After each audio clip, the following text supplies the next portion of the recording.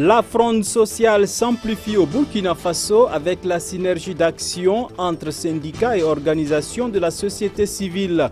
Et puis, le Nigeria annonce le rapatriement de 600 de ses ressortissants vivant en Afrique du Sud, conséquence des violences xénophobes. Dames et messieurs, bonsoir et merci d'être des nôtres ce soir sur la télévision de la famille.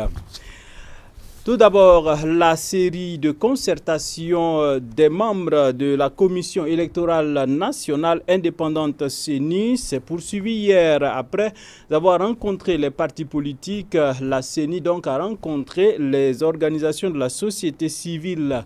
Et le contenu de cet entretien nous est relaté ici dans cet élément signé Moïse Kinda.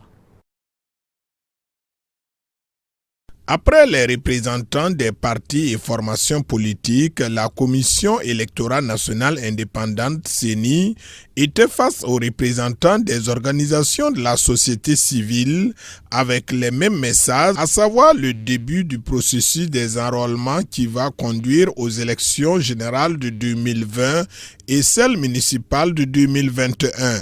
Une rencontre que la plupart des participants se disent rassurants quant à la tenue effective des élections. Et oui, déjà mes impressions par rapport à la communication du président de la CENI, c'est qu'on se rend compte qu'il y a un travail qui est fait, notamment d'un point de vue technique, d'un point de vue de l'organisation, même si on a aussi l'impression que des zones d'ombre subsistent, parce que tout peut être bien sur le papier, tout peut être bien dans la forme, mais la réalité du terrain et la situation actuelle du pays peut nous amener à nous poser des questions. Maintenant, nous on souhaite que tout se passe bien et qu'il y ait de l'accalmie afin que les élections puissent se passer dans de bonnes conditions, que ce soit crédible et transparent. Surtout la transparence, on tient beaucoup à ça, nous, à notre niveau, au Balai citoyen. Et si ce n'est pas transparent, c'est clair que les choses ne peuvent pas bien fonctionner.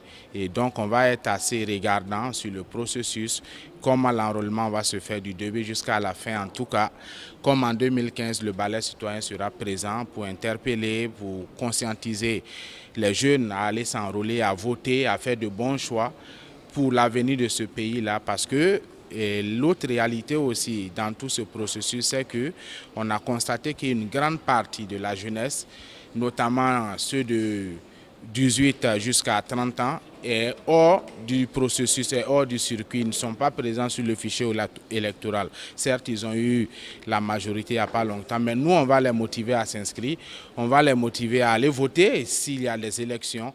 Pour faire partie du fichier électoral au Burkina Faso, chaque Burkinabé devrait présenter la carte nationale d'identité ou le passeport. La société civile s'implique dans la sensibilisation et l'éducation, donc c'est un aspect important. Donc il faut qu'on invite les citoyens à s'enrôler pour pouvoir voter, d'abord au niveau interne et au niveau étranger, de Burkina de l'étranger, à d'abord s'immatriculer au niveau des ambassades et des consulats. C'est la condition pour pouvoir être sur la liste électorale. Donc il ne suffit pas d'être 4 millions en Côte d'Ivoire, il faut être immatriculé à l'ambassade et au consulat et ensuite pouvoir donc s'inscrire sur la liste électorale. Les préoccupations majeures, la première préoccupation c'est la question sécuritaire. Donc on fera l'enrôlement, on va mettre des emplacements pour l'enrôlement et ce sera en même temps des lieux de vote. Est-ce qu'on pourra mettre des emplacements d'enrôlement partout au Burkina, dans tous les villages Burkina? C'est la question primordiale. À l'heure actuelle, la CENI, il est difficile que la CENI se prononce sur ça parce qu'il y a plusieurs maillons. Il y a le maillon sécuritaire en question. Donc la première question c'est la sécurité. La deuxième, c'est forcément des questions de moyens, parce que c'est la première fois que les Burkinabés de l'étranger vont voter, donc nécessairement ça demande un budget plus énorme et plus conséquent. D'autres questions telles que la sécurisation des opérateurs des kits et des électeurs, la sécurisation du fichier électoral et le vote des Burkinabés de l'étranger sont entre autres les points évoqués par les participants qui ont trouvé des réponses adéquates du président de la CENI. L'intégralité des activités est prévue pour se contenir dans un délai de 90 jours. Nous l'annoncions en titre face à la situation sécuritaire et socio-économique que connaît le pays depuis un certain temps. Une unité d'action entre syndicats et organisations de la société civile s'est mise en place le 21 août dernier. L'objectif principal de cette unité est de lutter pour l'amélioration des conditions de vie et de travail du peuple burkinabé. À cet effet, une marche-meeting en vue pour le 16 septembre prochain, date marquant le 4e anniversaire de la résistance du peuple face au putsch manqué du général Diendéré est suivant. Le secrétaire général de l'Union d'action populaire est au micro de Delphine Banissi et Jonas Tondé. Pour l'essentiel, il s'agit d'exiger des autorités des actions efficaces de lutte contre le terrorisme, les exécutions sommaires et extrajudiciaires, pour la justice en faveur des victimes d'exactions ainsi que pour le bien-être des populations de façon générale. La résolution des points de la plateforme minimale permettra d'améliorer les conditions de vie de notre peuple, de préserver son unité et de pouvoir ainsi faire face aux exigences de l'heure.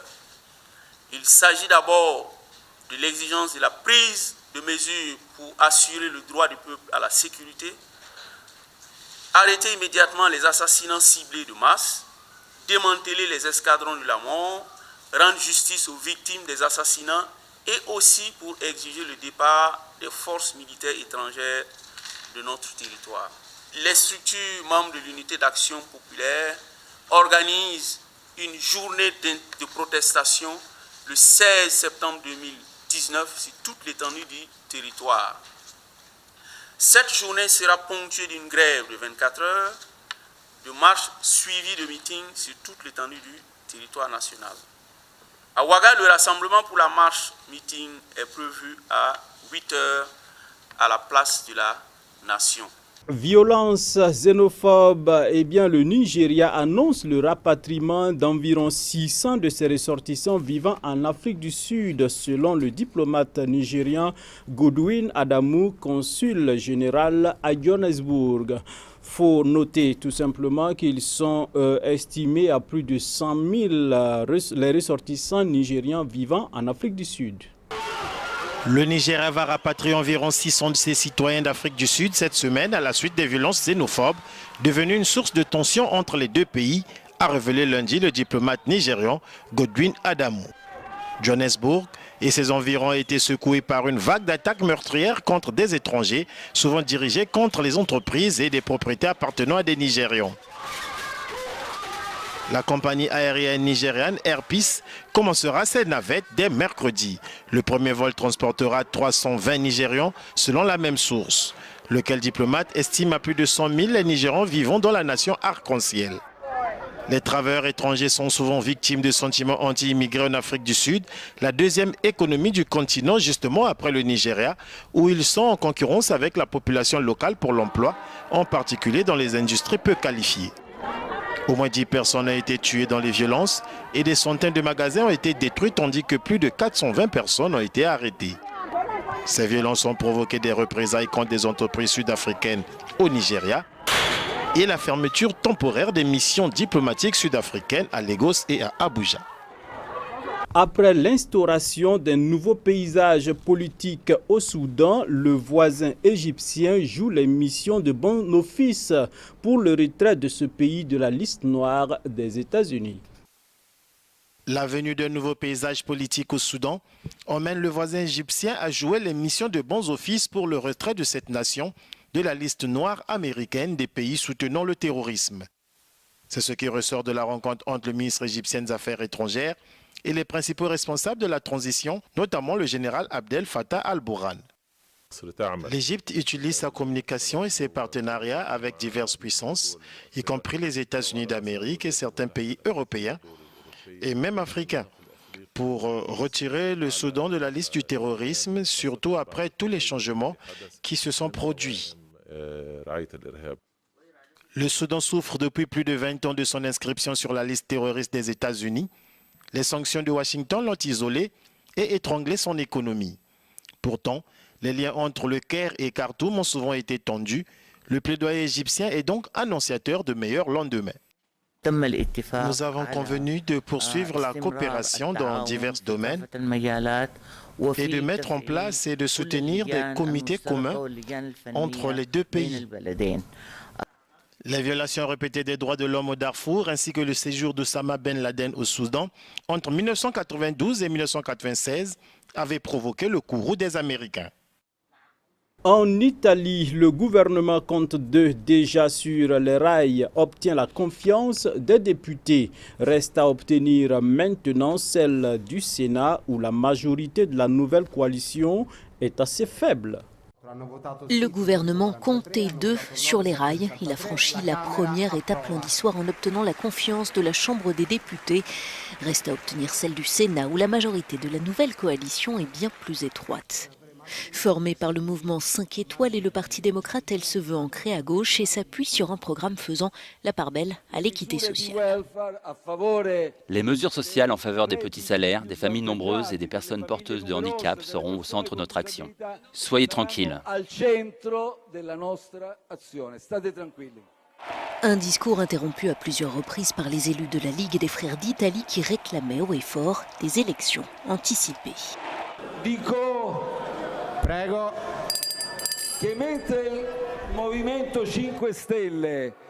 Tandis que le mouvement 5 étoiles est resté cohérent avec son programme,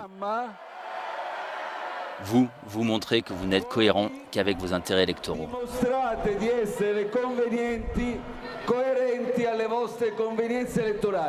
La Ligue de Matteo Salvini avait mis fin à sa coalition avec le mouvement 5 étoiles début août. Le chef de l'extrême droite est désormais relégué dans les rangs de l'opposition. C'est tout pour ce soir, dames et messieurs. Merci d'avoir été des nôtres. Toute l'équipe se joint à moi pour vous souhaiter une excellente soirée en compagnie des programmes de la télévision de la famille. On se donne rendez-vous demain pour d'autres actualités. Dieu bénisse le Burkina Faso. À demain.